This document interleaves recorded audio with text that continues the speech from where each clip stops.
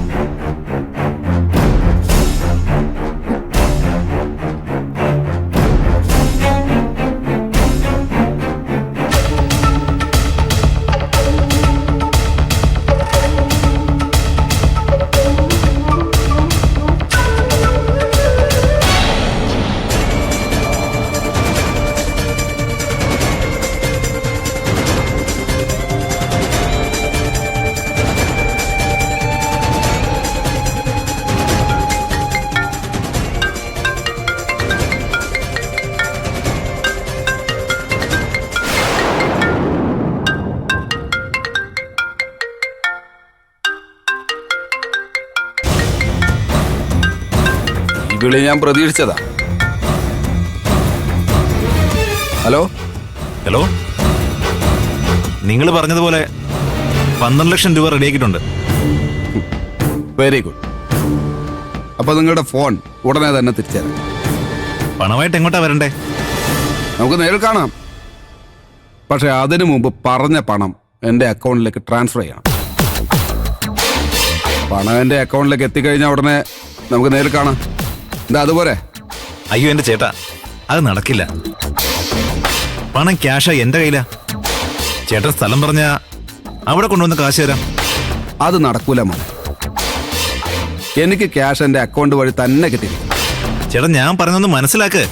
നിങ്ങൾ പറഞ്ഞ കാശ് കൈ തരാന്ന് പറഞ്ഞല്ലോ, പിന്നെന്താ പ്രശ്നം? പണം നേരിട്ടുള്ളത് മറ്റു വഴിയിലൊന്നും അയക്കാൻ പറ്റില്ല. അപ്പൊ പിന്നെ എനിക്ക് മറ്റു വഴികളൊന്നുമില്ല. നിങ്ങൾ ആലോചിച്ച് തീരുമാനിക്കും.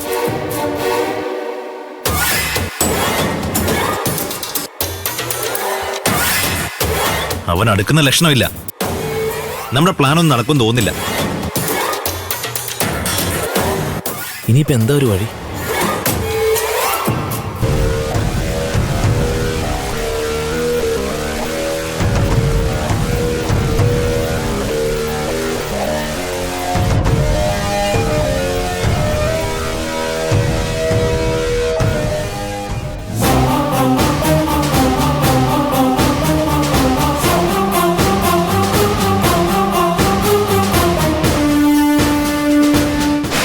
ഈ വിനയനോടാ അവന്മാരുടെ കളി. ഞാൻ ആരാണെന്ന് നിങ്ങൾക്ക് അറിയില്ല മക്കൾ.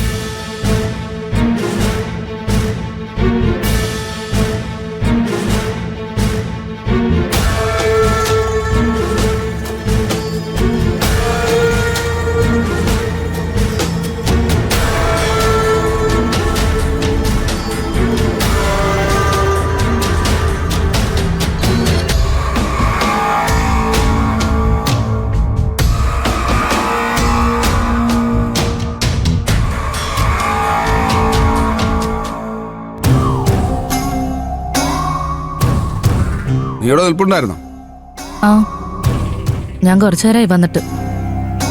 വിനേട്ടൻ ഫോൺ ചെയ്യുന്നത് കൊണ്ട് ശല്യപ്പെടുത്തിയില്ലെന്നേ ഉള്ളൂ.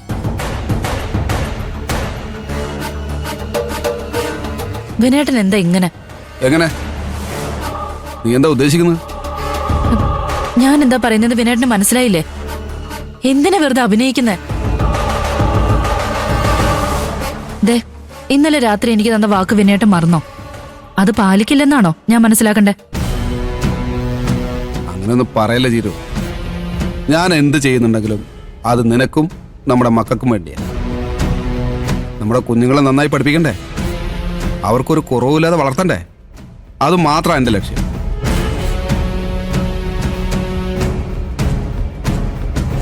നമുക്ക് ഈശ്വരനായിട്ടൊരു അവസരം തന്നു, അത് നമ്മൾ നന്നായിട്ട് ഉപയോഗിക്കണം. അല്ലാതെ കൈ കിട്ടിയ അവസരം തട്ടിക്കളഞ്ഞിട്ട് കരഞ്ഞിട്ടോ നിലവിളിച്ചിട്ടോ ഒരു കാര്യമില്ല. വിനേട്ടൻ പറയുന്നൊന്നും എനിക്ക് മനസ്സിലാവുന്നില്ല. നീ പറഞ്ഞ ഫോണിന് ആവശ്യക്കാർ കൂടി വരിക. ഇപ്പൊ അതിന്റെ വില എന്താണെന്നറിയോ? 12 ലക്ഷം. കുറച്ചുകൂടി ഒന്ന് ബലം പിടിച്ച 15 കിട്ടിയാൽ. പക്ഷെ അത് അത്യാഗ്രഹം ആവില്ലേ? അത്യാഗ്രഹം ആപത്താ. അതാ ഞാൻ 12 സമ്മതിച്ചത്. ആരാ അത്? അവർക്കെന്തിനാ ഫോൺ? രഘുവേട്ടൻ ആ ഫോൺ അന്വേഷിച്ച് നടക്കുന്നില്ലേ? അത് എന്തെങ്കിലും ആവശ്യത്തിനായിരിക്കില്ലേ? അതുപോലെ എന്തെങ്കിലും ആവശ്യത്തിനായിരിക്കും. അതെന്താണെന്ന് വിനേട്ടൻ അറിയില്ലേ? അറിയാം, പക്ഷേ അത് പറയാൻ പാടില്ല. പറഞ്ഞാൽ അത് വിശ്വാസവഞ്ചനയായി പോകും. അത് ചെയ്യാൻ പാടില്ലല്ലോ, അല്ലേ? ചിരു, ഇപ്പോ എനിക്കൊരു ചിന്ത. എന്താണെന്നറിയോ? ഈ ഫോൺ ആവശ്യപ്പെട്ട് എനിക്ക് പണം തരാമെന്ന് പറഞ്ഞയാള് ഏതായാലും പ്രതിയായിരിക്കുമല്ലോ. അപ്പോൾ ഈ കേസിലെ വാദിക്ക് വിറ്റ കൂടുതൽ പണം കിട്ടും, അല്ലേ?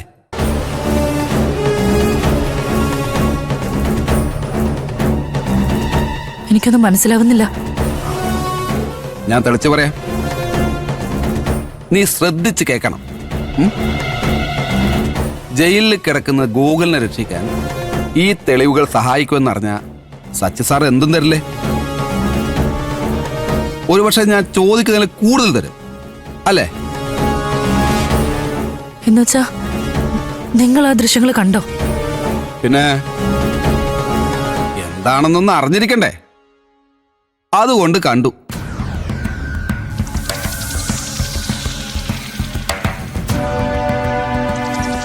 ചീരു, അതിനകത്ത് എന്താ ഉള്ളതെന്ന് നിനക്കറിയണ്ടേ? അതൊരു സംഭവം തന്നെയാ. ഞാനും ഒന്ന് കണ്ടോട്ടെ, എന്താ അതിലെന്ന് അറിയാലോ. നീ കാണണ്ട. അയ്യോ, വിഷമായോ? സാരമില്ല മോളെ, നിനക്ക് നിർബന്ധമാണെങ്കിൽ രാത്രി നമുക്ക് ടെറസിൽ പോയിരുന്ന് കാണാം. എന്താ അത് പോലെ? എന്താ കാണണ്ടേ? ആ, അപ്പോ ഞാനിന്ന് നേരത്തെ വരാം. എന്നിട്ട് നമുക്ക് ഒരുമിച്ചിരുന്ന് കാണാം. എന്താ പിന്നെ ഞാൻ റെഡി ആയിട്ട് പോട്ടെ? നല്ല ചായ ഇതാ.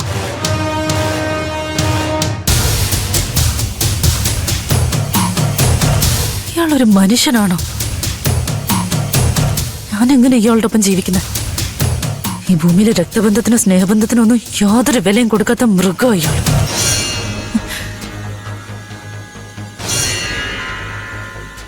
അച്ഛന്റെ മോളെന്തേ? എന്താ അത്? ചിരിക്കുന്നോ?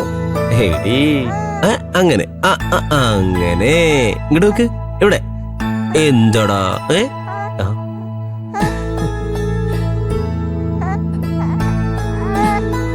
ശ്യാമമോളും അച്ഛനും കൂടെ കളിക്കുവാണോ? ഞങ്ങള് കളിക്കുക. ഭാനുമ്മയും കുടിക്കോ?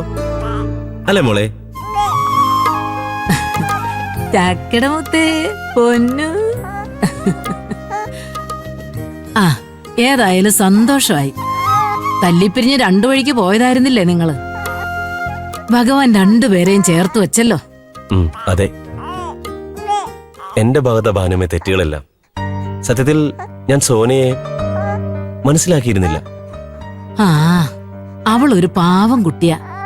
സുശീലയുടെ വാക്ക് കേട്ട് എന്തൊക്കെയോ കാട്ടിക്കൂട്ടി. ആ അതവളുടെ പ്രായത്തിന്റെയാ. നീ അവളെ തെറ്റും ശരിയും പറഞ്ഞ് മനസ്സിലാക്കിയാ മാത്രം മതി. ഈ കുഞ്ഞിന് അച്ഛന്റെ അമ്മയുടെ സ്നേഹം ഒരുപോലെ കിട്ടണം.